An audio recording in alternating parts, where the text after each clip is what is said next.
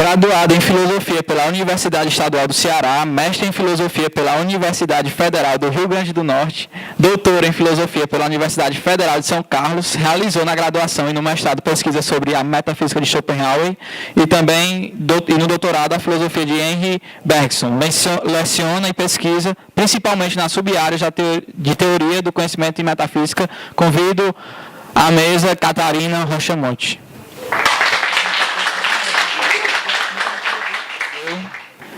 Bacharel em Direito pela Universidade Regional do Cariri, pós-graduado em Direito Administrativo e Gestão Pública, articulista do Instituto Liberal de São Paulo e presidente e fundador desse projeto, a Liga Acadêmica Padre Cícero. Convido à mesa Matheus Vinardi.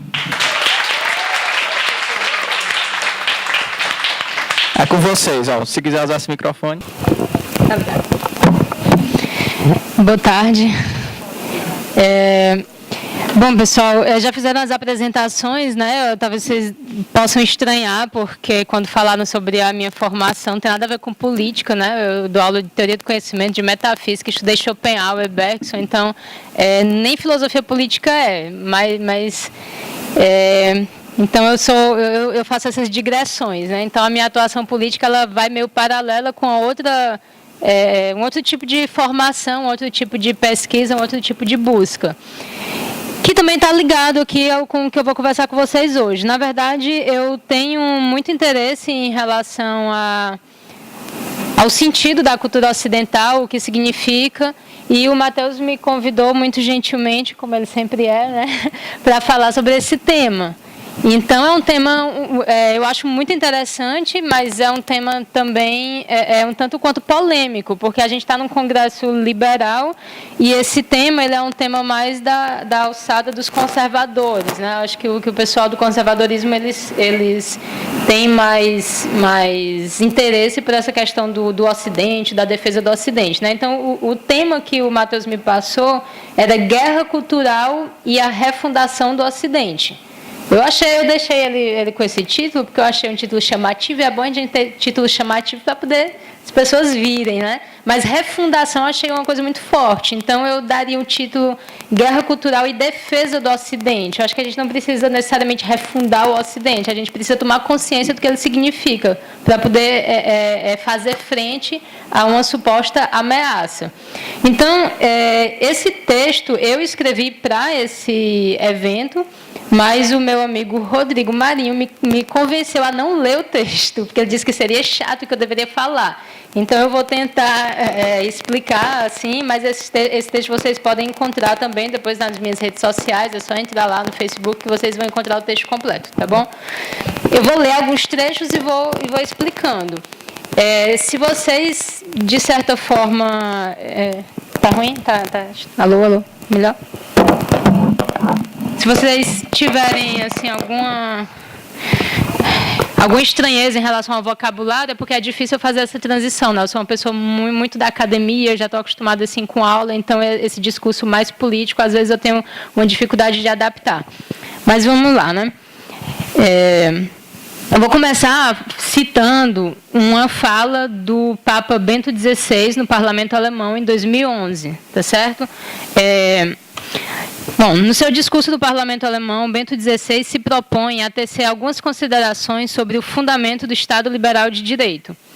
Na sua excelsa explanação, então, o Papa nos explica que, ao contrário de outras grandes religiões, o cristianismo nunca impôs ao Estado e à sociedade um direito revelado, nunca impôs um ordenamento jurídico derivado de uma revelação, mas apelou para a natureza e a razão como verdadeiras fontes do direito.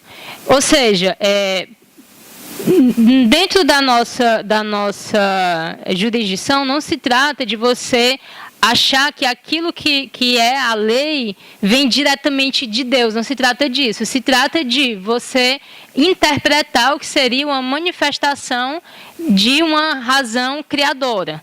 É isso que o Papa Bento XVI tenta explicar mais ou menos nesse texto, que há uma pressuposição de que há uma razão objetiva que se manifesta, mas que não necessariamente é algo direto, ou seja, não é aquilo que Deus fala. Você tem toda uma necessidade de intermediar essa interpretação do que seria uma revelação através das leis. Então, a nossa moralidade, ela se desenvolve a partir dessa transcendência, mas que pede também a participação humana na interpelação disso através das leis. Então, a cultura jurídica ocidental surge, explica o Papa, de uma confluência entre o direito social natural desenvolvido pelos filósofos estoicos, os mestres do direito romano e os teólogos cristãos, abrindo caminho posteriormente na Idade Média, levando-nos ao desenvolvimento jurídico do iluminismo e à declaração dos direitos humanos. Então, é importante notar que a gente tem uma tradição jurídica. Essa tradição, ela não é apenas a tradição romana, mas é uma tradição que vem também da filosofia grega, que passa também pelos teólogos cristãos, né? E é isso que a gente precisa atentar, certo? Bom, diz ainda ele, né, o Papa, que o cristianismo fomentou o desenvolvimento do próprio direito e o progresso da humanidade. Isso se deu, entretanto, sob a perspectiva da aceitação de um conceito não positivista de natureza, de razão e de fundamento para a formação do direito. Precisaríamos, então, recuperar algo disso a fim de bem cumprir a tarefa fundamental do político, que é servir o direito e combater o domínio da injustiça. Essa ideia de natureza é aquilo que o Papa tenta traçar nesse discurso. Existe uma noção de natureza que precisa ser, de certa forma, redescoberta e não negada, certo? No entanto, a gente vem se distanciando dessa própria ideia de natureza, de que há uma razão objetiva que se manifesta na natureza.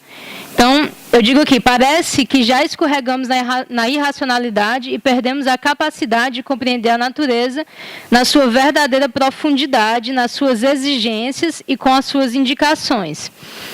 Lendo esse trecho do discurso de Joseph Ratzinger, recordamos-nos do embate travado por Platão contra os sofistas. Por que eu faço uma relação da interpretação que Platão faz dos sofistas com esse texto? Porque lá na filosofia clássica, vocês vão ver que tem um embate de uma filosofia da metafísica clássica, né, que Platão está começando a fundamentar, com a visão de mundo dos sofistas, que é uma visão de mundo que entende que não há valores eternos, que, na verdade, toda a valoração, todos os valores morais, eles são socialmente construídos. Os sofistas, eles têm uma visão relativista. Então, é necessário, naquele momento, que haja uma espécie de contenda para ver qual é o princípio formador da educação. Se há um princípio baseado numa perspectiva relativista ou se há um princípio baseado na ideia de que há valores. Então, a gente sabe que Platão é o filósofo metafísico por excelência, ele acredita na ideia do bem supremo, na ideia do belo em si, e isso faz muita diferença na forma como as próprias leis vão ser constituídas. Por que isso faz diferença? Porque se você acredita que há um bem, que há uma ideia que você precisa buscar, se você acredita que há o justo, por exemplo, então você vai tentar fazer com que aquelas leis, elas alcancem, elas tendam para essa justiça, que é transcendente. Se você não acredita que há essa justiça transcendente, você vai buscar leis que, de certa forma, encontrem um fundamento nos próprios hábitos, na própria sociedade, tal como ela se organiza. Então, isso dá uma dimensão de interpretação das leis, de interpretação de uma visão de mundo um pouco diferente, né? Então, quando Platão eleva o humanismo clássico para além da fórmula lapidar de Protágoras, Protágoras era um sofista que tem a frase que diz o seguinte: o homem é a medida de todas as coisas. É uma frase bacana, é uma frase bonita, é uma frase interessante e aponta para um humanismo, para um tipo de humanismo. Se o homem é a medida de todas as coisas, você está apontando para um humanismo, que é interessante. Só que Platão supera esse humanismo. Porque lá em um outro diálogo chamado Timeu, Platão vai dizer Deus é a medida de todas as coisas. Estão entendendo a diferença? Então, se o homem é a medida de todas as coisas, isso no âmbito da conduta vai ser bem distinto de você pensar que Deus é a medida de todas as coisas. Então, essa perspectiva relativista está ligada com a possibilidade de fundamentação das coisas através da sociedade, através da cultura.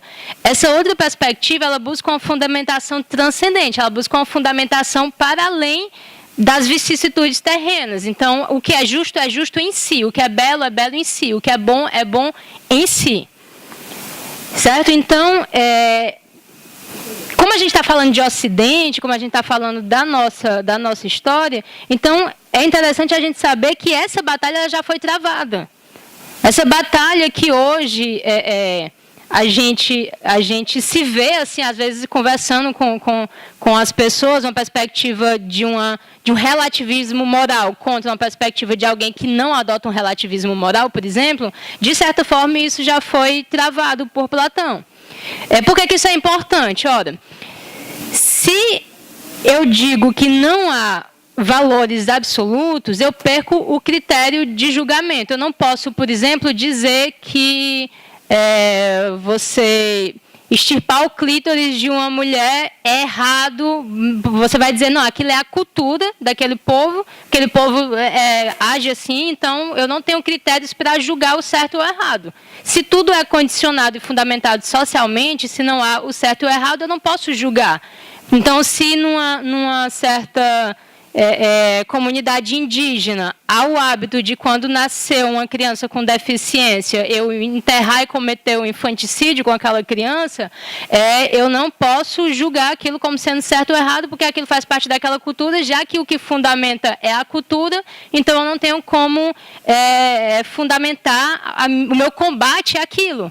Eu sei que não é uma situação fácil, assim, claro que você dizer que há valores absolutos não significa dizer que você sabe exatamente o que fazer em todas as situações, mas significa que há algo que você deve buscar para além de uma fundamentação meramente social, certo? Então isso é uma discussão, assim, da filosofia, que ela é uma discussão praticamente inesgotável, que é a tentativa de você fundamentar a moral. Qual é o fundamento da moral? Então, você tem filósofos que buscam, por exemplo, Kant é um tipo de filósofo que ele absolutamente não é relativista, né? Ele é um filósofo deontológico, ele busca fundamentar a moral na noção de dever. Então, ele busca fundamentar a moral no sentido universal. Aquilo que vale moralmente para Kant, vale para todo indivíduo racional. Então, aquilo que é certo aqui é certo em Marte, se em Marte houver alguém com racionalidade. Por quê? Porque ele tenta fundamentar aquilo na razão humana. Então, nada mais distante do que uma perspectiva dessa, do que você fundamentar moralmente algo no sentido de hábitos sociais. Tá? Então, isso foi a questão da discussão entre Platão e sofistas, que é uma coisa que a gente já travou, mas que a gente esqueceu, né? A nossa época é uma época muito mais, digamos assim, relativistas. Então, qual a relação dessas reflexões com os dias atuais e, mais precisamente, com a política atual? Ora, parece-nos que aquilo que se chama guerra cultural, que naquilo que se chama guerra cultural, digladiam-se de um lado aqueles que querem moldar a realidade por meio da linguagem e subjugar a natureza à sua própria vontade, e de outro, aqueles que creem uma razão objetiva que se manifesta na natureza e pressupõe uma razão criadora. Isso fica relativamente claro se olharmos o modo de atuação política da esquerda atual, muito mais pautada na sexualidade do que qualquer outra coisa. Não estranhe essa transição de tema. O que é que eu estou querendo mostrar com isso? Após Marcuse é um filósofo da escola de Frankfurt, né? Enfim, que é um teórico que teve uma grande importância para a revolução sexual. Então, após Marcuse, acreditou-se que o advento de uma nova sociedade por meio da revolução, que poderia haver uma nova sociedade por meio da revolução sexual. Embora a própria revolução sexual só tenha sido possível pela existência da sociedade democrática livre que as ideias socialistas visam a destruir. O que é que eu estou querendo dizer com isso? A pauta hoje da esquerda, ela está muito mais voltada para as questões da sexualidade, para a instrumentalização em torno dessas questões.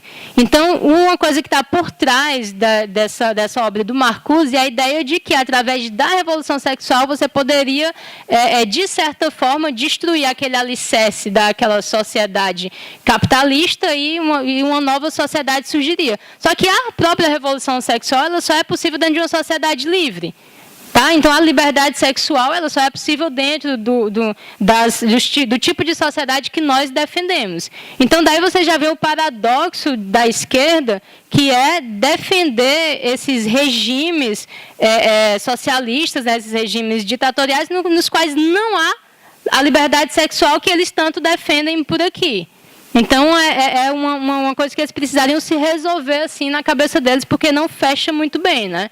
Então, se você entender que a esquerda ela tende, por exemplo, muito mais a flertar com o islamismo e criticar Israel, e aí ver como é que um muçulmano lida com as questões de sexualidade. E por que a esquerda tem essas pautas da sexualidade e, ao mesmo tempo, apoia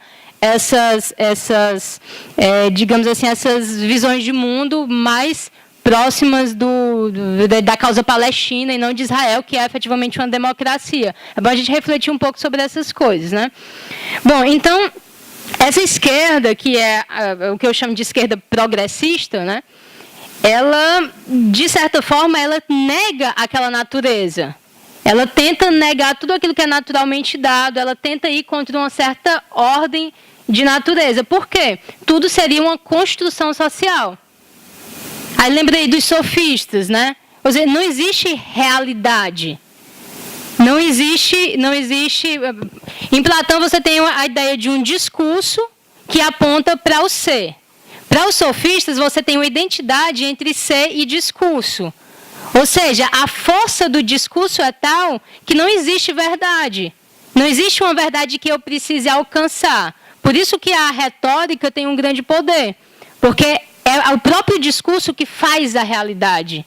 Então, se a gente entende como a esquerda lida com a linguagem hoje em dia, a gente vai ver isso, que eles tentam forçar a realidade através do uso da linguagem. Como se, usando certos termos, eles conseguissem construir uma realidade. Você fala em democracia quando você está falando de uma coisa completamente diferente daquilo. Você fala em golpe, você fala... É uma linguagem que não tem relação direta com a realidade, mas é como se fosse um mundo paralelo. Bom, tem uma série... Esses teóricos da esquerda, eles têm uma certa linhagem, né? Uma das linhagens, para além da escola de Frankfurt e do próprio Marx, é o próprio existencialismo ateu, né? Então, no texto vocês vão encontrar o seguinte parágrafo, que diz: pouco fiel aos precursores cristãos, como Kierkegaard, por exemplo, que foi um existencialista, mas foi um existencialista cristão, os existencialistas ateus, como Sartre, asseveraram que a existência precede a essência. Essa frasezinha do Sartre, a existência precede a essência, ela vai meio que dar o tom daquilo que eu estou querendo dizer. Quando eu digo que a existência precede a essência, eu estou negando, por exemplo, uma ideia de qualquer determinação. Eu estou negando, por exemplo, a ideia de alma, porque a alma é uma coisa que vem anteriormente e que, de certa forma, oferece um condicionamento.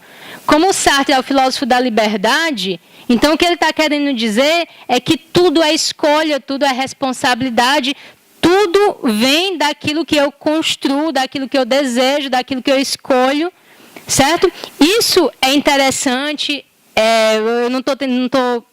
Eu ia dizer que eu não estava diminuindo o Sartre, mas de fato eu estou. Mas assim, essas filosofias da esquerda elas são muito charmosas, elas são muito interessantes, elas são muito apelativas para a juventude. Por isso que a gente perde muito terreno para a juventude. Se você pega, por exemplo, a Simone de Beauvoir, né, que é a companheira do Sartre, ela tem uma frasezinha que eu, quando era adolescente, eu achava o máximo. Frasinha que diz assim: entre nós, né, entre ela e Sartre, existe um amor necessário, vivamos os amores contingentes. Isso para uma pessoa de 16, 17 anos é maravilhoso, você se sente a pessoa mais para frente do mundo, né? Mas isso, filosoficamente, tem a ver com a busca de uma transgressão, né? Então você está aí questionando a monogamia, você está aí, e a gente sabe que a Simone de Beauvoir, ela foi um ícone nesse sentido, né? De transgredir aquilo que são determinados valores. Uma outra frase da Simone de Beauvoir, que é uma frase simples e bonita e apelativa e bacana, que a gente tem a tendência a gostar, a escrever no caderninho quando a gente é adolescente, assim: não se nasce mulher, torna-se mulher. Então, não nasço mulher, eu me torno mulher. É bacana e tal, é ousado. Só que hoje em dia, se a gente for considerar a questão da ideologia de gênero, a gente vê que o fundo é mais ou menos esse. Né? A coisa foi levada tão radicalmente que não é nem a questão de porque não tem nem aquele apelo meramente no sentido da liberdade, mas um apelo mesmo agora, hoje em dia, de negar a própria realidade. Então a gente chegou ao cúmulo com essa ideia de ideologia de gênero, de negar que exista uma determinação biológica, que existe uma determinação da natureza, você nega a própria realidade. Então, você não, eu escolhi ser mulher, o cara nasceu homem, eu escolhi ser mulher, então eu sou. Então, você quer forçar a realidade pelo seu desejo. Então, esse é o ponto que eu quero chegar.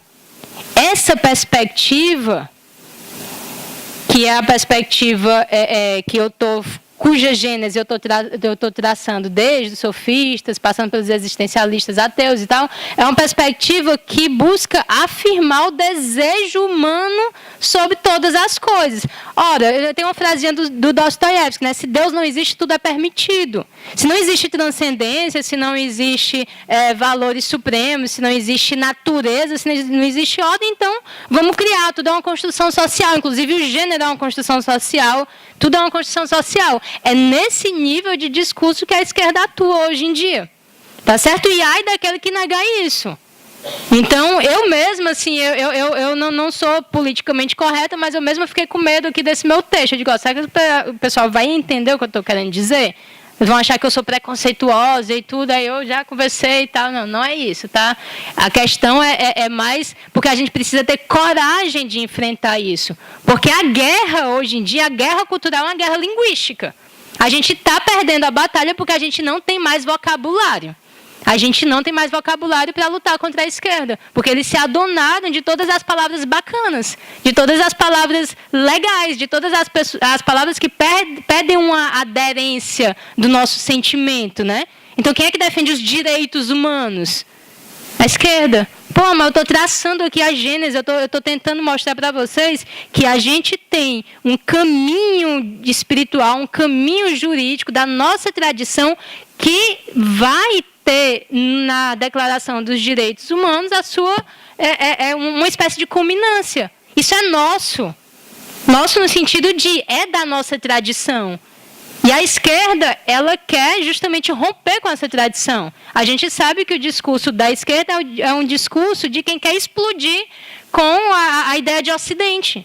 Basta você ver a tentativa de remodelagem dos currículos escolares. Tá certo? Então, um professor de história que passa horas e horas tentando combater a ideia de eurocentrismo. Tá, parece legal, é realmente interessante você trazer a ideia das africanidades, a ideia do povo ameríndio, isso como acréscimo, isso é maravilhoso. Mas isso como tentativa de nos distanciar da nossa identidade, isso é extremamente problemático. Porque se você não tem aquele currículo no qual você estuda Roma, você estuda a Grécia, você estuda a Renascença, você estuda essa trajetória, a gente perde a nossa identidade. Se a gente perde a nossa identidade, a gente fica vulnerável. Certo? Então, a gente fica vulnerável justamente a essa desconstrução. E essa é uma palavra que eles usam. Desconstrucionismo. Então, você quer desconstruir tudo. Você quer desconstruir os valores, você quer modificar. Então, nessa guerra cultural, que eu tento mostrar nesse texto que existe, não é uma... Putz. Tá, então deixa eu me organizar aqui. Eu disse que dava 2 minutos e tem umas 5 páginas aqui. Deixa eu ver para onde eu vou. Tá. Fazer um mini curso depois, vão ter que... A gente vai trazer você depois para dar um mini curso na Liga. Deixa eu ver de onde eu pego aqui. Certo. Tá, então é o seguinte. A gente falou em Platão, falou em sofistas.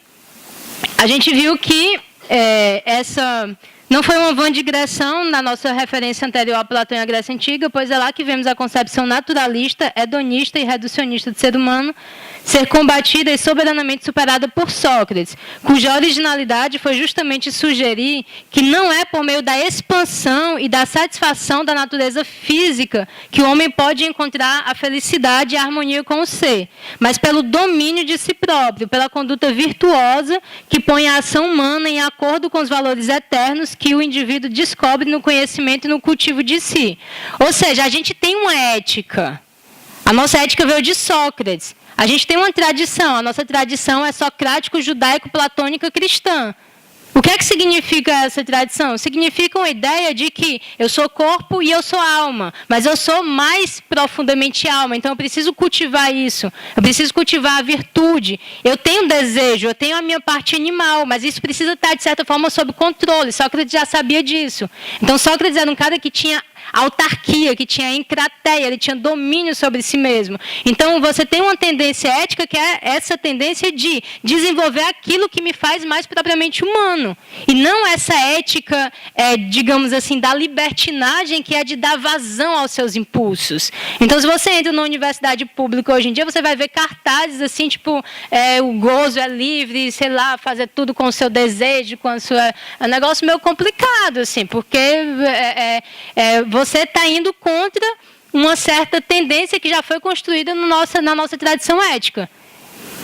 Bom, vou tentar concluir, Matheus, vai dar certo aqui. Como você ficava no todo, mas... Bom, então, há, de fato, um embate entre a mentalidade revolucionária e uma mentalidade conservadora. E eu pergunto, não são os marxistas ou os esquerdistas, de modo geral, os que veem em tudo luta e opressão e contra tal estado de coisas sancionam até mesmo a violência? Então, é porque assim, o que eu estava querendo dizer no parágrafo anterior é que você tem duas perspectivas. A perspectiva platônica é a perspectiva da paideia, da formação, da cultura, da busca do bom e do belo, da kalakogatia, que é um termo grego que a gente usa para dizer a busca do bom e do belo. Do outro lado, você tem uma perspectiva da filosofia do poder, que é a ideia de que a natureza humana é belicosa, tudo é luta, tudo é opressão e oprimido, então isso já está lá na Grécia Antiga, isso é a postura que os sofistas defendem, e isso é justamente a visão de mundo marxista. Ora, existe uma luta entre opressores e oprimidos, então, como existem opressores, a própria violência para combater isso é justificada. E a educação, ela vai ser jogada também nesse nível. Por exemplo, se eu tenho essa visão de mundo totalmente belicosa, e eu acho que a violência é justificada, eu vou tentar fazer uma educação que vise a combater isso. Ou seja, eu vou achar louvável, eu vou achar justificável eu formar pessoas politicamente engajadas para se rebelarem contra essa suposta opressão. Então, toda a educação ela vai ter um objetivo político.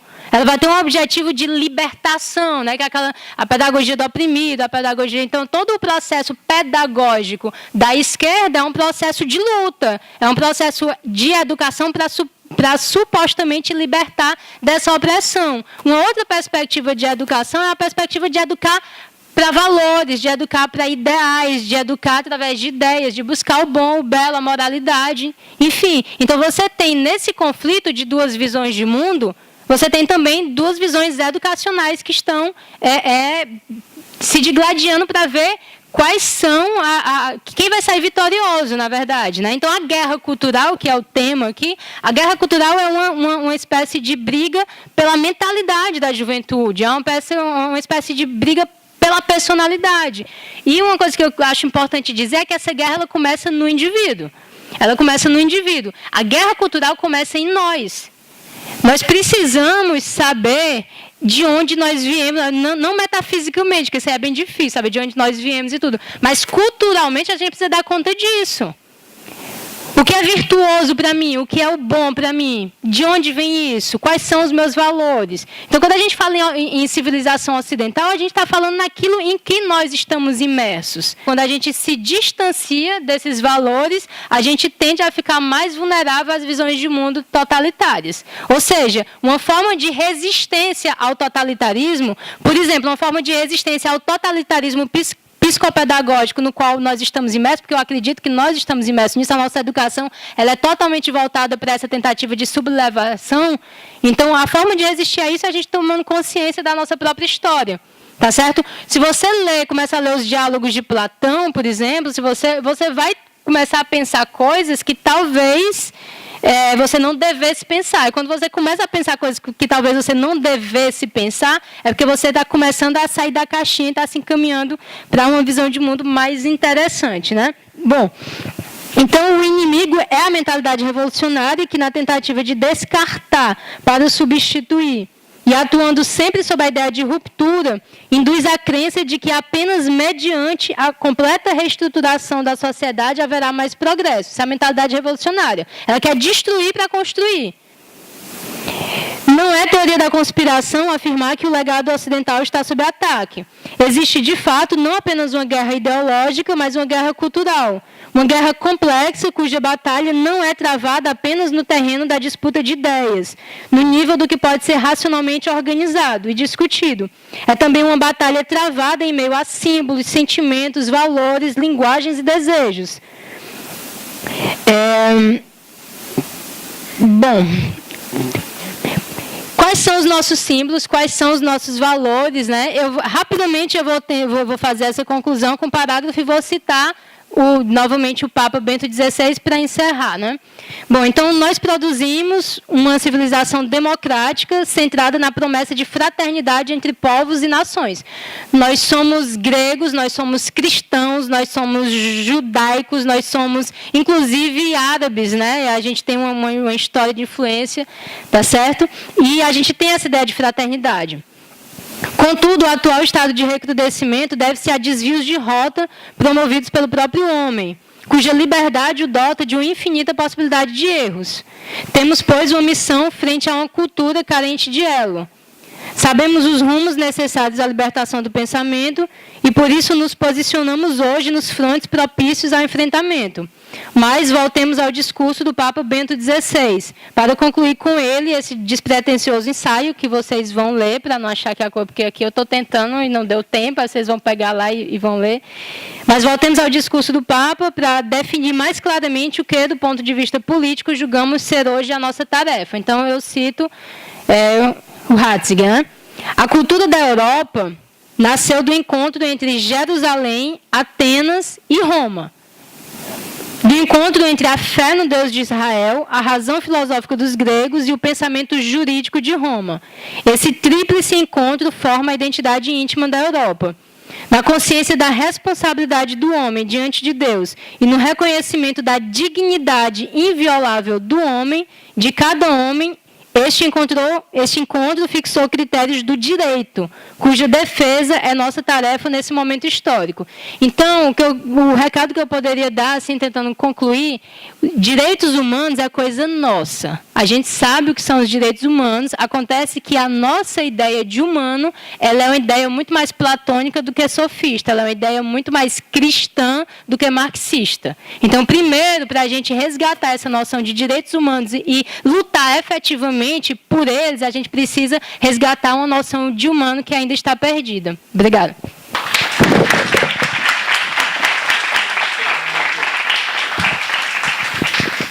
Pessoal, essa mulher é monstruosa ou não é, né? Mais uma salva de palmas para Catarina Rochamonte, que abrilhantou o nosso congresso. De nada, minha querida. E agora eu peço licença aqui a Catarina para quebrar o protocolo e aqui para frente, que eu não gosto de apresentar sentado.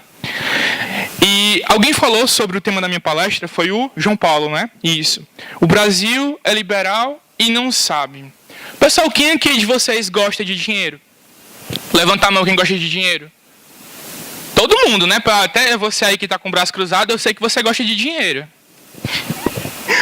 Pois é, eu não vou sair daqui jogando aviãozinhos para vocês, né, com nota de 100, de 50, eu não sou o Silvio Santos. Mas é para mostrar que todo mundo, desde nós que estamos aqui, até os nossos amigos ditos progressistas, esquerdistas, os professores doutrinadores, eles também gostam de dinheiro, provavelmente muito mais do que a gente. Muito mais. Eu conheço professora afiliada ao PSOL, que a primeira coisa que ela fazia quando votava a greve era se mandar para Paris. Bom demais, né? O Estado bancando tudo é bom demais. E a gente sem aula, infelizmente. Mas, então, essa questão de ser liberal e não saber. Muitas vezes a pessoa ela é uma coisa, mas ela não sabe exatamente aquilo que ela é. Ela sabe aquilo que ela é contra.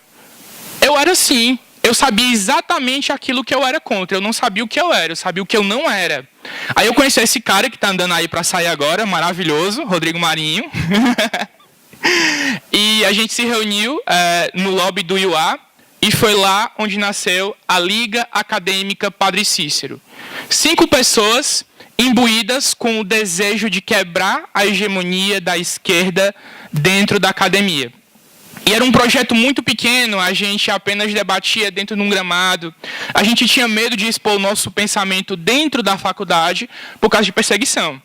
Para vocês terem noção, eu sou perseguido até hoje. Tem professores que retêm notas minhas, eu já passei na OAB.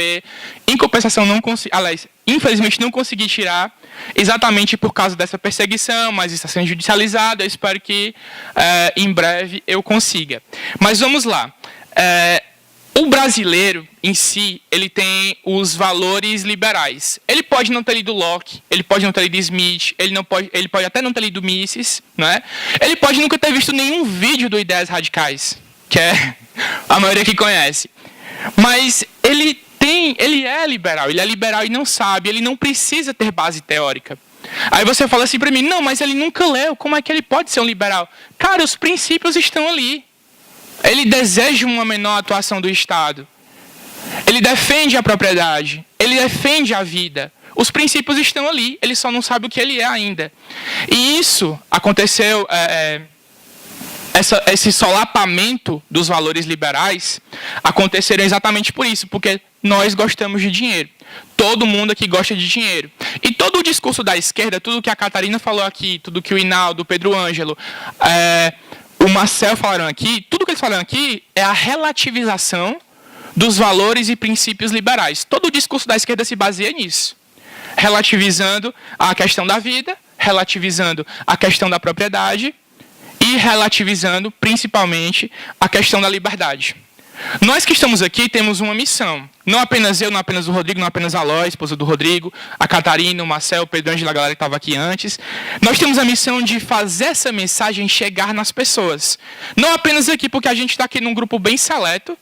Pessoas que pensam racionalmente, que já sabem mais ou menos aquilo que devem ser, que são, etc. Mas tem muita gente na periferia que não faz a menor ideia do que é. E ela é liberal. O próprio PT encomendou uma pesquisa no seu instituto, né, o Perseu Abramo, para saber o que era que a periferia achava do Lula. A periferia disse que o Lula era um exemplo de superação. Comparou o Lula ao Bill Gates, comparou o Lula ao Ike Batista, comparou ao Lula as pessoas que saíram da miséria e foram para a riqueza. O que foi que eles identificaram? Eles identificaram que a periferia era liberal, gostava de dinheiro, e qual foi a conclusão do PT? Nós precisamos mudar a narrativa. Nós precisamos fazer com que esse discurso aí não pegue. Porque se pegar, galera... Eu posso falar fudeu? Ah, falei.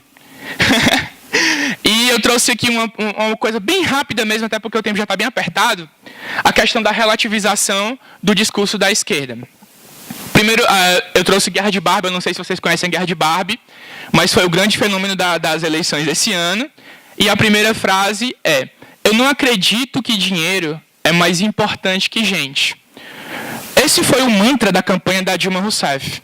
Enquanto o Brasil estava ruindo a economia, não é? A inflação galopando, a despesa pública lá em cima, os adversários dela acusando, mas, presidente, você não faz nada para conter a inflação. A galera veio com essa desculpa aí. Não, mas a economia não é tão importante assim. A economia não é mais importante do que gente. Assim, pode até não ser, né? Mas sem dinheiro, galera, a gente passa fome. E a gente teve pela primeira vez o pagamento do Bolsa Família sendo atrasado. E foi aí onde foi descoberta as pedaladas fiscais. Onde a Dilma, nossa excelentíssima Dilma, pagou o Bolsa Família com dinheiro do caixa, da própria Caixa. As operações de crédito com ente controlado pelo próprio Estado. Vamos passar para o próximo. Não existe essa coisa de doutrinação comunista. Escola sem partido é uma escola sem pensamento crítico. A maioria das coisas que eu vou falar aqui já foram pulverizadas nas palestras anteriores. Essa questão do escola sem partido, muita gente é contra e tal, algumas pessoas são a favor. Eu sou contra da forma como está a redação, porque eu acredito que conteúdos não podem ser suprimidos. A gente tem que expor as pessoas a tudo, e essas pessoas elas têm que fazer o juízo de valor. O que é que elas vão levar para a vida. Agora, o que é que tem que parar? E é por isso que o Escola Sem Partido é importante, porque ele cria o efeito da janela quebrada. Ele cria o efeito da Guerra Fria. O professor, em sala de aula, ele vai deixar de ser a autoridade máxima e a opinião dele vai deixar de ser engolida como verdade absoluta. Esse é o principal trunfo do Escola Sem Partido, não na atual redação, mas do debate que ele acendeu. O maior debate da nossa década é exatamente esse. Será que os professores, eles têm o direito de sequestrar a inteligência das nossas crianças, da gente? Quem é que nunca foi vítima de doutrinação? Quem é que nunca foi vítima de um professor esquerdista? Já teve até o relato aqui da mãe do Arthur, né, em relação ao Arthur, ali, a Andréia, querida Andréia. Pois é, será que os professores têm esse direito? O Escola Sem Partido é para isso, pessoal. Essa questão de pensamento crítico é uma relativização da verdade.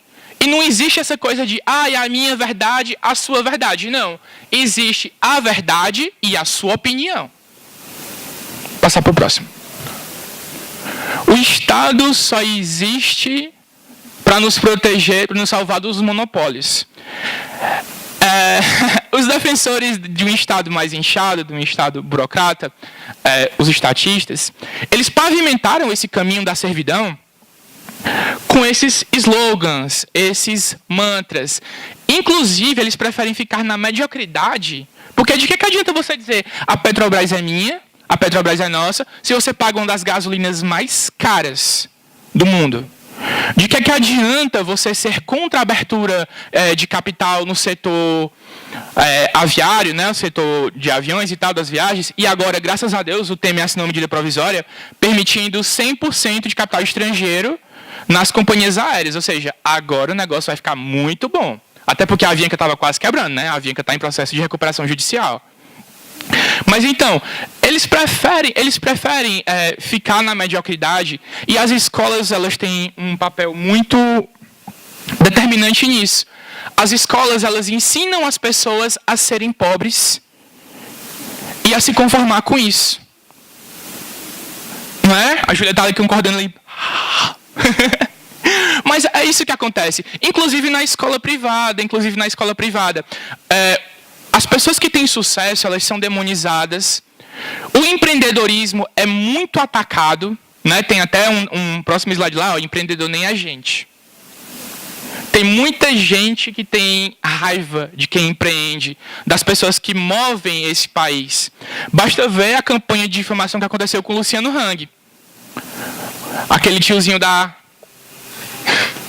metralhadora. Porque ele tomou uma posição muito clara, ele disse para os funcionários dele, olha, se a esquerda ganhar, eu não vou investir o meu dinheiro no Brasil. O que foi que o Ministério Público disse? Empresário está coagindo funcionários a votar no Bolsonaro. Ele só falou a verdade. O plano econômico do Haddad ia quebrar o Brasil. Ou mudava, ou quebrava. E ele disse, olha, eu vou ter que interromper o processo de expansão, eu vou ter que demitir pessoas, porque eu não vou ter condições de bancar todo mundo, né? de continuar com isso, de gerar emprego. É isso que mais me revolta na mentalidade atual do brasileiro. Demonizar quem gera emprego.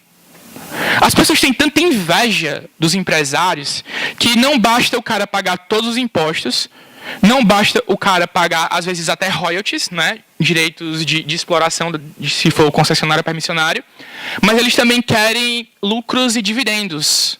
Querem taxar lucros e dividendos. Eles acham que os problemas sociais vão ser resolvidos com mais dinheiro. E, cara, você botar mais dinheiro num Estado que já está com essa bomba de orçamento, vai resolver alguma coisa? Vocês acham que o problema da educação é falta de dinheiro? O problema da saúde é falta de dinheiro? Claro que não. Dinheiro tem até demais. O grande problema é a gestão desse dinheiro. É o ralo. Não apenas a corrupção, pessoal. A malversação do dinheiro, né, que é a má administração do dinheiro, o mau emprego do dinheiro público, é o grande vilão. Bem mais do que a corrupção. Próximo slide. Eu não estou conseguindo ler, peraí. O Brasil é um país rico, não precisamos da reforma da Previdência. Todo mundo que eu vou conversar a respeito da reforma da Previdência fala exatamente isso. Ah, cara, mas o Brasil é um país muito rico, ele tem condição de bancar tudo. Vocês sabem atualmente quanto a gente gasta com Previdência? Mas é quase 1 trilhão já. A gente está pagando o quê? 800 bilhões, né? Aproximadamente. 600 bilhões mais o déficit, que é o excedente. Ou seja, é o maior gargalo do Brasil, hoje se chama Previdência e folha de pagamento dos funcionários públicos. A segunda maior despesa hoje é a folha de pagamento. E não chega nem na metade do valor da Previdência. Para vocês verem o quão absurdo é isso. E as pessoas se recusam terminantemente a mexer na Previdência, dizem que vai acabar com os direitos. E essas pessoas, a grande maioria, nem leu a reforma da Previdência. E a Previdência, galera, nada mais é do que um esquema de pirâmide que sustenta uma elite estatal. Né? 3% dos recursos da Previdência vão para os mais pobres. O resto é todo para a elite do funcionalismo público. E a gente tem que mudar isso. A gente tem que mudar a mentalidade das pessoas. A gente tem que expor isso para elas. Porque muita gente não sabe, por exemplo, que a reforma da Previdência ela não vai atingir as pessoas que ganham até 3 salários mínimos durante 20 anos. São as chamadas regras de transição. Muita gente não sabe disso. Inclusive, quando o governo Temer fez um vídeo falando... uma propaganda publicitária muito bem feita, por sinal. Criticando os privilégios. O Brasil não comporta privilégios, né? A reforma da Previdência é contra os privilégios. Os juízes caíram em cima na hora, mandaram tirar a propaganda 24 horas depois que ela foi ao ar. Por quê? Porque atacou o interesse deles. A Previdência é um direito, segundo eles, que é para todo mundo. Mas nem todo mundo quer pagar essa conta. As maiores brigas no Congresso em relação à questão da Previdência são os grupos de pressão das categorias que querem ficar fora das regras. Elas querem que todo mundo pague, mas algumas categorias se acham melhores que as outras e querem, não, não posso participar disso aqui não, eu tenho que me aposentar com 55, com 50, a minha alíquota tem que ser menor e tal, mas elas querem os privilégios. E sim, é uma batalha por privilégios, e se a gente não mudar a mentalidade das pessoas, é como eu falei, todo mundo que está aqui hoje tem essa missão, de fazer a mensagem chegar nas pessoas que não estão aqui. Não estão aqui porque não tinham conhecimento, não estão aqui... Como é? Alguém falou? Não? Ah, pronto. Não estão aqui porque não tinham acesso a isso, e tem muita gente boa que não tem acesso a isso e precisa ser exposta a esse tipo de conteúdo. Ela precisa ser exposta tanto às narrativas da esquerda quanto aos fatos. E deixa que ela decide. Deixa que ela decide. É um processo árduo, duro, lento, mas que precisa ser feito. Porque se não fizer, galera, infelizmente a gente vira Nova Grécia. Essa questão do PT quase tirou minha vida é mais usado pela esquerda, porque eles estavam criticando os eleitores do Bolsonaro, dizendo que os eleitores do Bolsonaro eram todos brancos, ricos, de elite e tal. Inclusive, essa questão dos memes da Barbie surgiu exatamente daí. E a Corrupção Brasileira Memes, sensacional, fez a guerra de Barbie. Começou a fazer memes com a esquerda, utilizando as mesmas armas da esquerda.